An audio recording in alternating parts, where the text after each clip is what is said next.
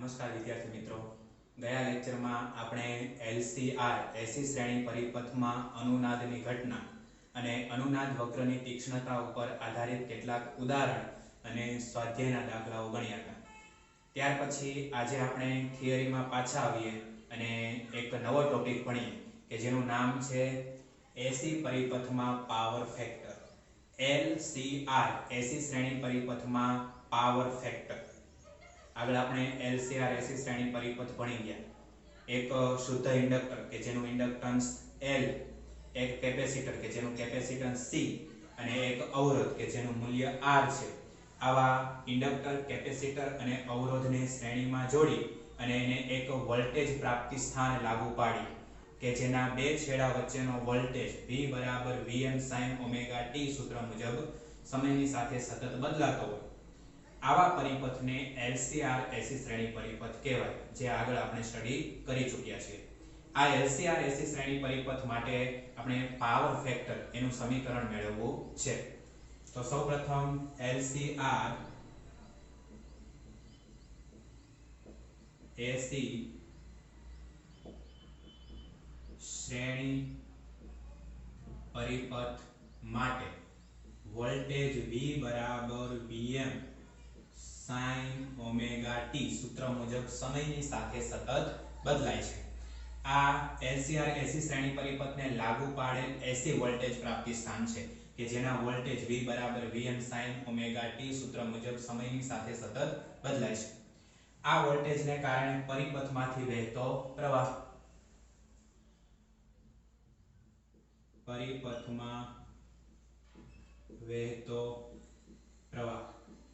LCR એસી શ્રેણી પરિપથમાં વહેતો પ્રવાહ એનું સમીકરણ આપણે મેળવી લીધું છે. I બરાબર Im sin omega t plus phi. આ સમીકરણ મુજબ પ્રવાહ છે એ LCR એસી શ્રેણી પરિપથમાંથી વહેશે, બરાબર. જ્યાં Im એ પ્રવાહનું મહત્તમ મૂલ્ય છે, આ વોલ્ટેજની અંદર Vm એ વોલ્ટેજનું મહત્તમ મૂલ્ય છે. આ સ્ત્રોતને કારણે પરિપથને પૂરો પડાયેલો તાત્ક્ષણિક પાવર આપણે મેળવવો છે, બરાબર. આ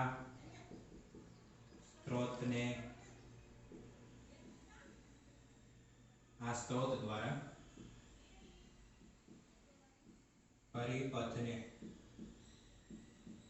પૂરો પડાયેલ તાત્ક્ષણિક એટલે કે તત્કાલિક પાવર P બરાબર V into I. આ પાવરનું સૂત્ર આપણને ખબર છે. V અને I ની કિંમત હું મૂકી દઉં છું. તો પહેલા આપણે V ની કિંમત મૂકીએ તો Vm sin omega t into I ની કિંમત શું છે? Im sin omega t plus phi. આ Im ને આગળ લખું છું તો Vm into Im sin omega t into sin omega t plus phi. બરાબર. આ આપણને શું મળ્યું? પાવરનું સૂત્ર મળ્યું. હવે પાવરનું જે આ સૂત્ર છે એને હું 2 વડે ગુણું અને 2 વડે ભાગું છું. અને આમ લખાય P બરાબર Vm Im 2 વડે ભાગીએ અને 2 વડે ગુણીએ sin omega t into sin omega t plus phi. આ સમીકરણને 2 વડે ગુણવું અને 2 વડે ભાગવું, આનું કારણ શું? તો કે અહીંયા આપણે ત્રિકોણમિતિનું એક સૂત્ર વાપરવાના છીએ. એ આવું છે 2ss બરાબર c minus c. એટલે 2 ગુણ્યા sin into sin હોય તો આપણે આવું લખી શકીએ cos minus cos, બરાબર. તો અહીંયા આપણે લખીએ P બરાબર Vm Im by 2. આ 2 છે, આ s અને આ s એટલે 2ss એટલે આપણે શું લખી શકીએ c minus c, ત્રિકોણમિતિનું સૂત્ર. તો એક વખત આપણે ઓમેગા t અને આ ઓમેગા t plus phi એનો સરવાળો કરશું, એક વખત બાદબાકી કરશું, બરાબર છે.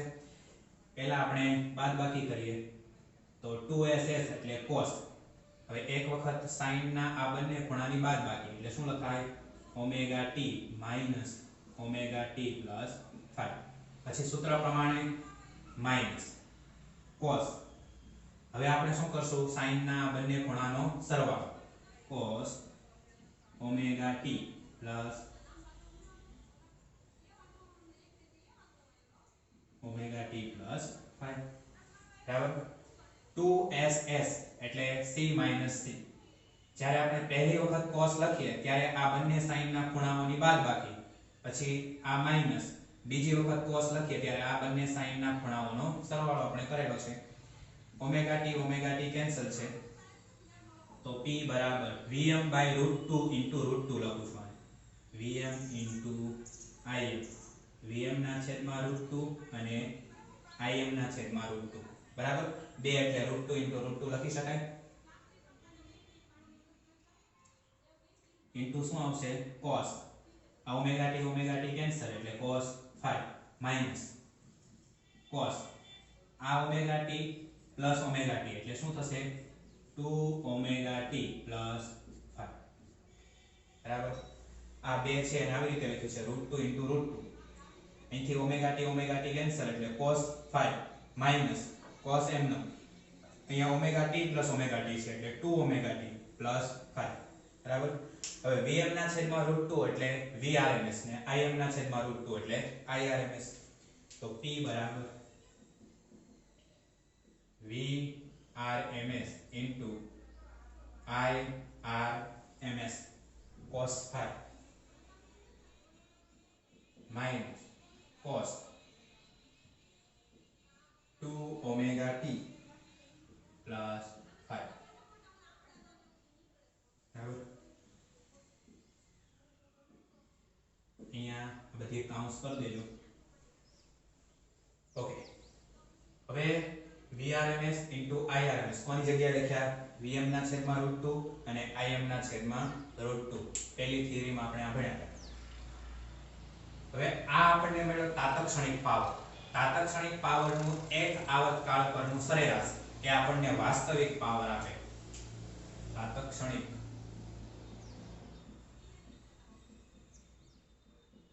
પાવરનું એક આવર્તકાળ પરનું સરેરાશ એટલે વાસ્તવિક પાવર તો વાસ્તવિક પાવર p બરાબર સરેરાશમાં p વાસ્તવિક પાવર p બરાબર સરેરાશની અંદર p આવશે તેથી p બરાબર આ vrms અને irms અચળ છે એટલે એનું સરેરાશ મળે નહીં સરેરાશની બહાર લખીએ vrms into irms કૌંસમાં cos 5 એને સરેરાશની અંદર લખીએ માઈનસ સરેરાશમાં શું આવશે cos 2 omega t plus 5 ને સરેરાશ પરંતુ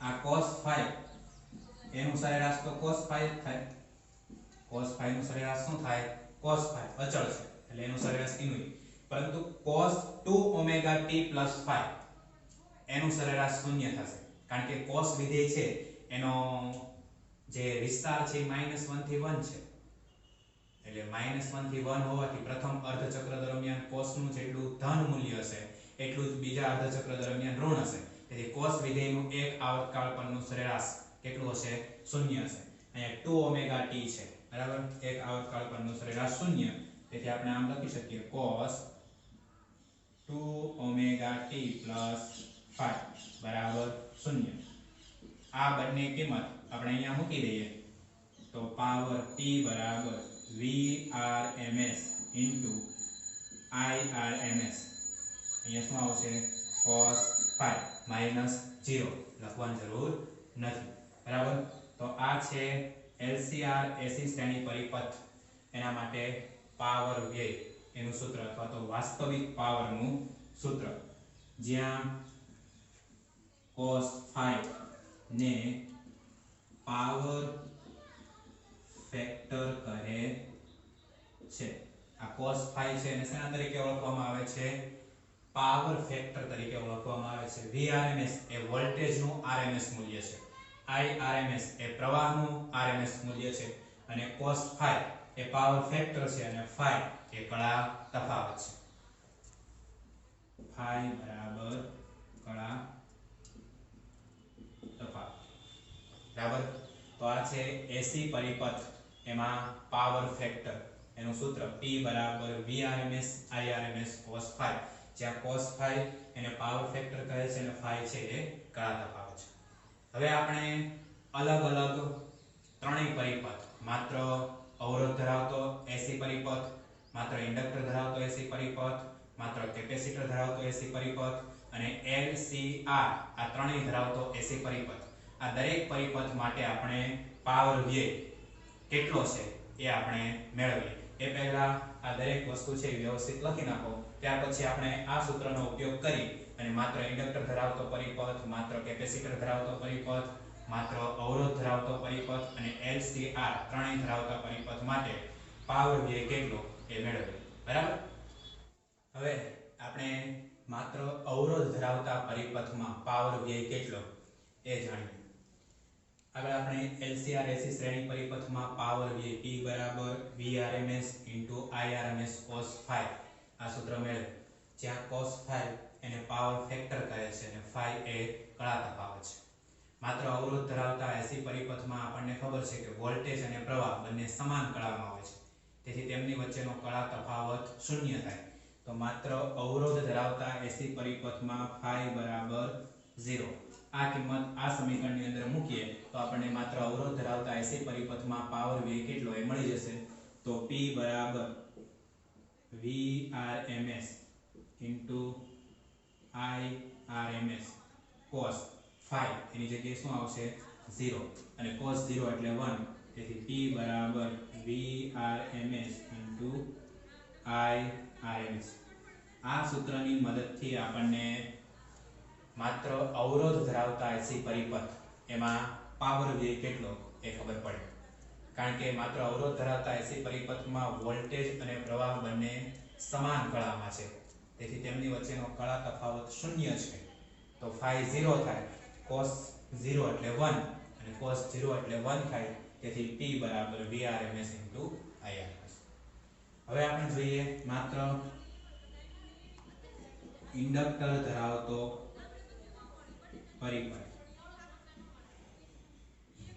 માત્ર ઇન્ડક્ટર ધરાવતા પરિપથમાં પણ આપણે જાણીએ છીએ કે વોલ્ટેજ એ પ્રવાહ કરતા કળામાં π/2 રેડિયન જેટલો આગળ હોય છે. તેથી વોલ્ટેજ અને પ્રવાહ બંને વચ્ચેનો કળા તફાવત એ માત્ર ઇન્ડક્ટર ધરાવતા પરિપથમાં કેટલો હોય? phi બરાબર π/2 રેડિયન. કારણ કે માત્ર ઇન્ડક્ટર ધરાવતા AC પરિપથમાં વોલ્ટેજ એ પ્રવાહ કરતા કળામાં π/2 રેડિયન જેટલો આગળ હોવાથી બંને વચ્ચેનો કળા તફાવત π/2 થાય. આ કિંમત આની અંદર મૂકી દઈએ તો P બરાબર Vrms Irms cos phi એની જગ્યાએ શું આવશે?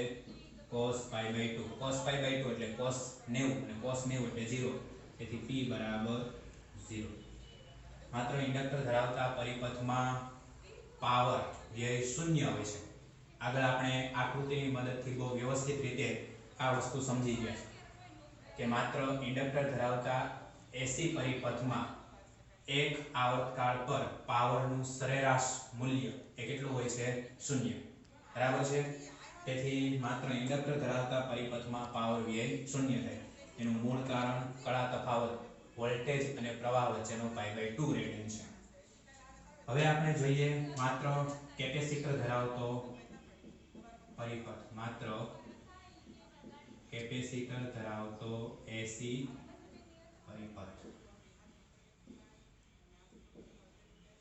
માત્ર કેપેસિટર ધરાવતા AC પરિપથમાં વોલ્ટેજ કરતા પ્રવાહ એ કળામાં π/2 રેડિયન જેટલો આગળ છે. અહીંયા પ્રવાહ છે એ વોલ્ટેજ કરતા π/2 રેડિયન જેટલો પાછળ હતો અને માત્ર કેપેસિટર ધરાવતા પરિપથમાં પ્રવાહ એ વોલ્ટેજ કરતા π/2 રેડિયન જેટલો આગળ છે. તેથી phi બરાબર -π/2 આવશે. કારણ કે વોલ્ટેજ પાછળ થઈ ગયો, પ્રવાહ આગળ, તેથી વોલ્ટેજ અને પ્રવાહ વચ્ચેનો કળા તફાવત π/2, પરંતુ વોલ્ટેજ છે એ પ્રવાહ કરતા પાછળ હોવાથી -π/2. આ પરિપથમાં વોલ્ટેજ પ્રવાહ કરતા આગળ હતો, તેથી +π/2. તો માત્ર કેપેસિટર ધરાવતા પરિપથમાં વોલ્ટેજ અને પ્રવાહ એના વચ્ચેનો કળા તફાવત π/2 રેડિયન હોય, પરંતુ વોલ્ટેજ કરતા પ્રવાહ એ કળામાં π/2 જેટલો આગળ હોવાથી φ બરાબર -π/2. આ કિંમત અહીંયા મૂકી દઈએ તો P બરાબર Vrms Irms cos phi ની જગ્યાએ શું આવશે? -π/2. પરંતુ cos તો યુગ્મ વિધેય છે અને cos 90 એટલે 0 થાય, તેથી P બરાબર 0. બરાબર, એટલે માત્ર કેપેસિટર ધરાવતા એસી પરિપથમાં પાવર વ્યય 0. આ ઘટના આપણે આકૃતિની મદદથી વ્યવસ્થિત સમજાતા.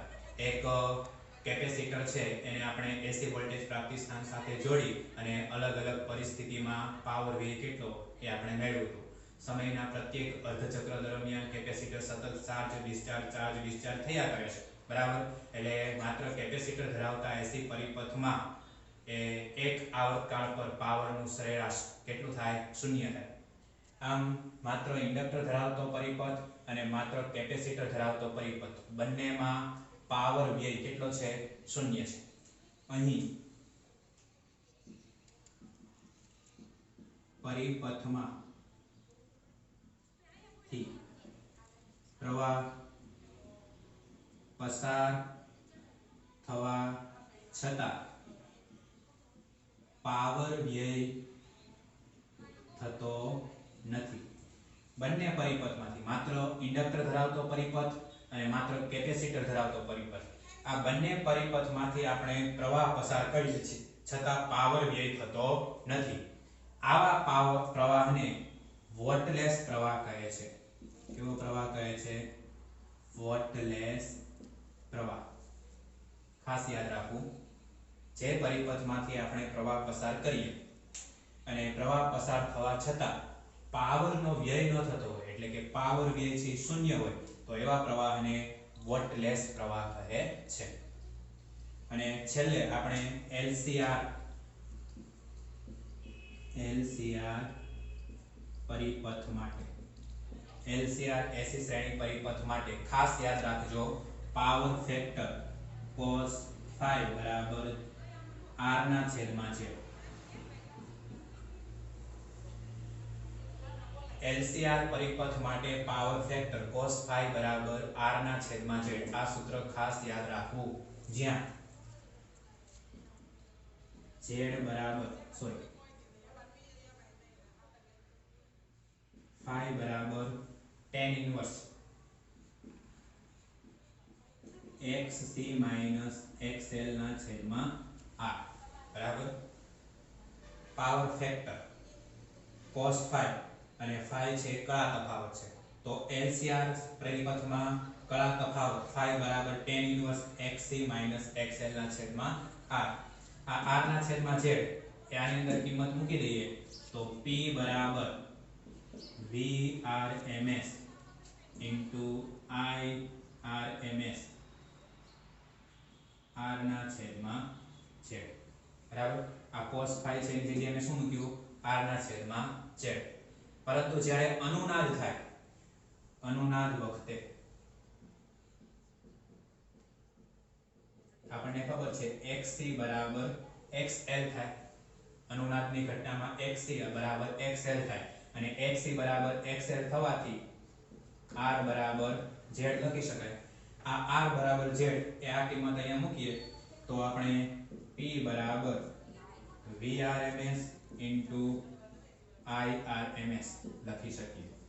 બરાબર, તો માત્ર અવરોધ ધરાવતા એસી પરિપથમાં પાવર વ્યય P બરાબર Vrms Irms, જ્યારે LCR પરિપથ માટે પણ પાવર વ્યય P બરાબર Vrms Irms. તો અહીંયા તમે જોઈ શકો છો કે L, C અને R ત્રણેય શ્રેણીમાં જોડેલા છે. તો ઇન્ડક્ટરના કારણે પાવર વ્યય કેટલો? 0. કેપેસિટરના કારણે પાવર વ્યય કેટલો? 0.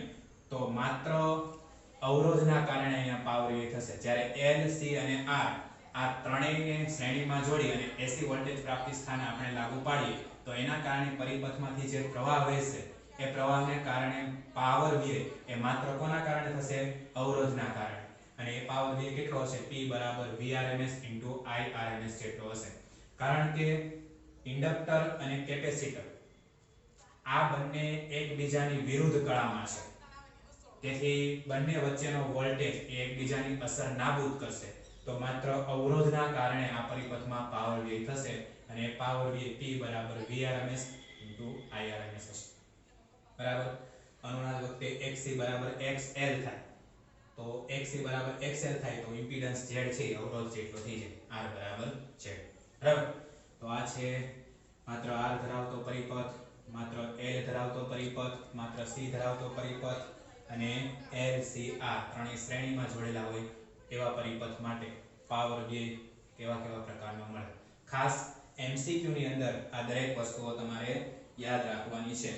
બરાબર છે? ઓકે. તો વ્યવસ્થિત આ દરેક વસ્તુઓ લખી લો. ત્યાર પછી આપણને ટેક્સ્ટ બુકમાં એક ઉદાહરણ આપેલું છે, ઉદાહરણ નંબર 7.7 એ આપણે જોઈએ. બરાબર. હવે મિત્રો આપણે ઉદાહરણ નંબર 7.7 જોઈએ. આમ તો આ ઉદાહરણ છે એ તમારા કોર્સમાંથી નીકળી ગયું છે. આ વખતે બોર્ડે જે 30% કોર્સ ઘટાડ્યો એમાંથી આ ઉદાહરણ પણ કાઢી નાખ્યું છે. પરીક્ષામાં આ ઉદાહરણ પૂછાવાનું નથી. તેમ છતાંય તમારી જાણકારી માટે આ ઉદાહરણની અંદર આપેલા પ્રશ્નો એના જવાબ આપણે જોઈ લઈએ. જુઓ ટેક્સ્ટ બુકમાં ઉદાહરણ નંબર 7.7 એનો પ્રશ્ન નંબર 1 આવો પૂછેલો છે કે વિદ્યુત પાવરના સ્થાનાંતર એકથી બીજા સ્થાને લઈ જવા માટે ઉપયોગમાં લેવાતા પરિપથમાં પાવર ફેક્ટરનું ઓછું મૂલ્ય ટ્રાન્સમિશનમાં મોટો પાવર વ્યય સૂચવે છે. સમજાવો. પ્રશ્ન આપણને એવો પૂછેલો છે કે વિદ્યુત પાવરનું સ્થાનાંતર કરાવવાનું છે. વિદ્યુત પાવરને એક સ્થાનેથી બીજા સ્થાને મોકલવાનો છે. તો વિદ્યુત પાવરના સ્થાનાંતર માટે વપરાતો પરિપથ એના પાવર ફેક્ટરનું મૂલ્ય ઓછું છે. તો ટ્રાન્સમિશનમાં પાવર વ્યય છે એ ખૂબ જ વધારે થાય છે. આવું શા માટે એ આપણે સમજાવવાનું છે. તો હમણાં જ આપણે LCR AC શ્રેણી પરિપથમાં સરેરાશ પાવર એનું સૂત્ર મેળવ્યું. સરેરાશ પાવર P બરાબર Irms Vrms cos phi, જ્યાં cos phi એ પાવર ફેક્ટર છે. તો આપેલ વોલ્ટેજે ઈચ્છા મુજબનો આપેલ પાવર મોકલવા માટે જો પાવર ફેક્ટર ઓછો હોય તો તેને અનુરૂપ પ્રવાહમાં વધારો કરવો જોઈએ. આપેલો વોલ્ટેજ, આપણને વોલ્ટેજ છે એ આપી દીધેલો હોય, એ ફિક્સ હોય અને પાવર પણ આપી દીધેલો હોય. તો આપેલ વોલ્ટેજે આપણી ઈચ્છા મુજબનો પાવર એક સ્થાનેથી બીજા સ્થાને મોકલવા માટે પાવર ફેક્ટર ઓછો હોય તો તેને અનુરૂપ પ્રવાહમાં વધારો કરવો જોઈએ. કારણ કે પરિપથનો પાવર ફેક્ટર છે એ ઓછો છે, એનું મૂલ્ય આપણે બદલી ન શકીએ. વોલ્ટેજ ફિક્સ છે એ પણ આપણે બદલી ન શકીએ. તો આપણી ઈચ્છા મુજબનો પાવર એક સ્થાનેથી બીજા સ્થાને આપેલા વોલ્ટેજે ઓછા પાવર ફેક્ટર સાથે મોકલવો હોય તો આપણે પરિપથમાં પ્રવાહ વધારવો પડે. વોલ્ટેજ ન બદલી શકીએ, પાવર ફેક્ટર પણ ન બદલી શકીએ, માત્ર ફેરફાર શેમાં કરી શકીએ? પ્રવાહમાં. તો જો પ્રવાહ આપણે વધારીએ તો શું થાય? તો કે પ્રવાહમાં વધારો કરતા ટ્રાન્સમિશન દરમિયાન પાવર વ્યય I2R ખૂબ જ વધી જાય. પ્રવાહમાં આપણે વધારો કરીએ તો ટ્રાન્સમિશન દરમિયાન પરિપથમાં I2R મુજબ પાવર વ્યય છે ખૂબ જ વધી જાય. તેથી જે સ્થાનાંતર માટે પરિપથ વપરાય છે આ પરિપથના પાવર ફેક્ટરનું મૂલ્ય જો ઓછું હોય તો ટ્રાન્સમિશન દરમિયાન છે પાવર વ્યય ખૂબ જ વધી જાય. કારણ કે આપણે પાવર ફેક્ટરનું મૂલ્ય બદલી નથી શકતા, વોલ્ટેજનું મૂલ્ય નથી બદલી શકતા, માત્ર આપણે પ્રવાહ છે એમાં વધારો કરવો પડે. અને જો પ્રવાહ વધારીએ તો ટ્રાન્સમિશન દરમિયાન પાવર વ્યય I2R ખૂબ જ વધી જાય. તેથી ઓછા પાવર ફેક્ટરના મૂલ્યવાળા પરિપથના ઉપયોગથી આપેલા વોલ્ટેજ જો આપણે પાવરને એક સ્થાનેથી બીજા સ્થાને મોકલીએ તો પાવર વ્યય છે ખૂબ જ વધી જાય. બરાબર. તો આ છે પ્રશ્ન નંબર A નો જવાબ. ત્યાર પછી પ્રશ્ન નંબર B પૂછેલો છે પરિપથમાં યોગ્ય કેપેસિટન્સ વાળા કેપેસિટરનો ઉપયોગ કરીને ઘણીવાર પાવર ફેક્ટરમાં સુધારો કરી શકાય છે. સમજાવો. અહીંયા આગળ પહેલા પ્રશ્નમાં પરિપથના પાવર ફેક્ટરનું મૂલ્ય ઓછું હતું. બીજો પ્રશ્ન એવો આપણને પૂછ્યો છે કે યોગ્ય કેપેસિટન્સ વાળા કેપેસિટરને જો આપણે પરિપથની અંદર જોડીએ તો પાવર ફેક્ટરમાં સુધારો કરી શકાય છે. કઈ રીતે કરી શકાય એ આપણે સમજાવવાનું છે. તો આપણે ફેઝર ડાયાગ્રામની મદદથી આ પ્રશ્નનો જવાબ મેળવી શકીએ. ધારો કે પરિપથમાં પ્રવાહ એ વોલ્ટેજ કરતા phi જેટલો કળામાં પાછળ છે. તો પાવર ફેક્ટર cos phi બરાબર r ના છેદમાં z પરથી જો આપણે z નું મૂલ્ય r જેટલું મેળવીએ તો પાવર ફેક્ટર લગભગ 1 જેટલો થાય. કારણ કે r અને z સરખા થાય તો શું થાય, અંશ અને છેદમાંથી કેન્સલ થઈ જાય તો પાવર ફેક્ટર લગભગ 1 જેટલો મળે. તો પાવર ફેક્ટરમાં સુધારો કરવા માટે આપણે ફેઝર ડાયાગ્રામનો ઉપયોગ કરવો પડે, જેમાં હું y અક્ષ ઉપર વોલ્ટેજ લઉં છું અને x અક્ષ ઉપર સમજો કે આપણે પ્રવાહ લઈએ. આ y અક્ષ ઉપર વોલ્ટેજ. ફેઝર ડાયાગ્રામમાં આપણને કીધું છે કે પ્રવાહ છે વોલ્ટેજ કરતા કળામાં phi જેટલો પાછળ છે. આ છે વોલ્ટેજ અને આ સમજો કે પ્રવાહ છે I. બંને વચ્ચેનો કળા તફાવત કેટલો છે, phi. બરાબર.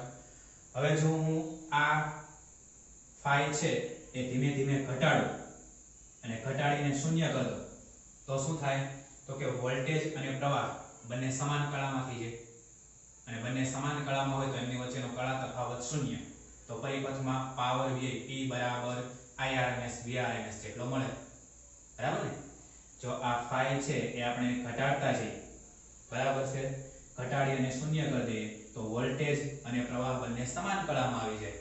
બંને સમાન કળામાં હોય તો શું થાય, બંને વચ્ચેનો કળા તફાવત શૂન્ય થઈ જાય. કળા તફાવત શૂન્ય હોય તો પરિપથમાં પાવર વ્યય P બરાબર Irms Vrms સૂત્ર મુજબ મળે.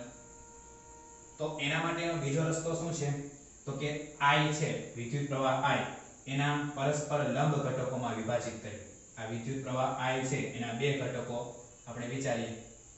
પહેલો ઘટક પ્રવાહનો IP કે જે લાગુ પાડેલ વોલ્ટેજને સમાંતર છે. બરાબર.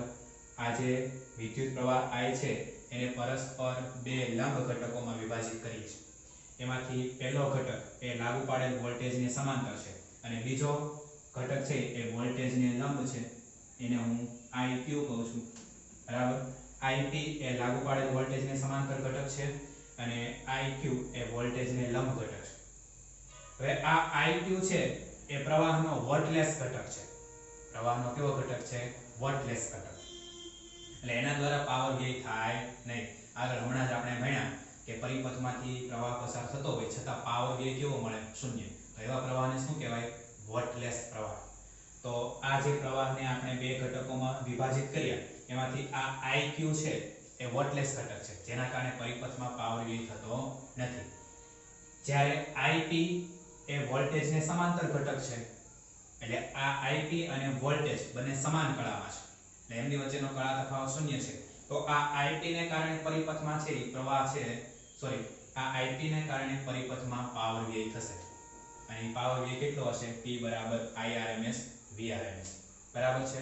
હવે જો આપણે આ પાવર ફેક્ટર છે એમાં સુધારો કરવો હોય તો શું કરવું પડે, તો આ જે કળામાં પાછળ રહેલો જે વોલ્ટલેસ ઘટક છે પ્રવાહનો, બરાબર, કળામાં પાછળ છે, આ IP કરતા IQ કેટલો પાછળ છે કળામાં, pi/2 રેડિયન જેટલો. IP અને IQ બંને વચ્ચેનો કળા તફાવત કેટલો છે, pi/2 રેડિયન જેટલો. તો જો પાવર ફેક્ટરમાં આપણે સુધારો કરવો હોય તો કળામાં પાછળ રહેલ વોલ્ટલેસ પ્રવાહ IQ એને તેના જેટલા જ અને કળામાં આગળ રહે તો વોલ્ટલેસ પ્રવાહ I'(Q) વડે એને તટસ્થ કરવો પડે. અને આમ કરવા માટે યોગ્ય મૂલ્યના કેપેસિટરને સમાંતરમાં જોડવા પડે. બરાબર.